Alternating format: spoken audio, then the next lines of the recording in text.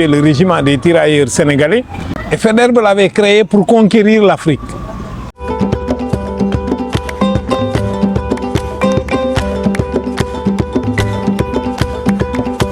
Pendant la guerre, on va les mobiliser pour aller en Allemagne et avec la défaite française, ils se retrouvent eux-mêmes prisonniers allemands. En 1944, après la défaite de l'Allemagne, ils sont rapatriés. Dès ce moment, revient en force la discrimination qui est propre au système colonial. Devant les revendications des tirailleurs, qui sont un indice de la nouvelle conscience qu'ils ont acquise pendant la guerre, ils vont faire donner la troupe.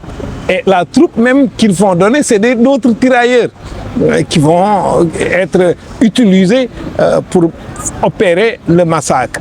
Dès ce moment, vu le scandale que cela constitue, se met en place une politique qui tente de faire oublier, de rendre cette affaire invisible.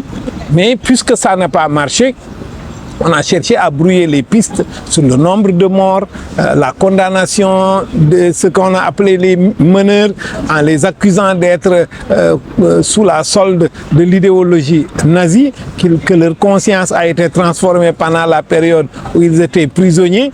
Du côté de la France officielle a essayé d'opposer une politique du silence, du déni, de l'euphémisation, que ce qui s'est passé c'était une simple mutinerie des soldats désobéissants qui ont été mis en ordre comme dans n'importe quelle armée, essayer de banaliser l'événement.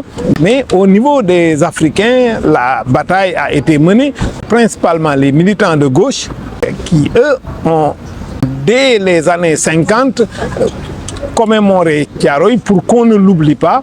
Des films ont été faits, dont celui de Ousmane Sembène, de la musique, de la peinture murale, de la poésie, comme avec Senghor, son poème Thiaroye. Donc tout ça a entretenu la mémoire de Thiaroye.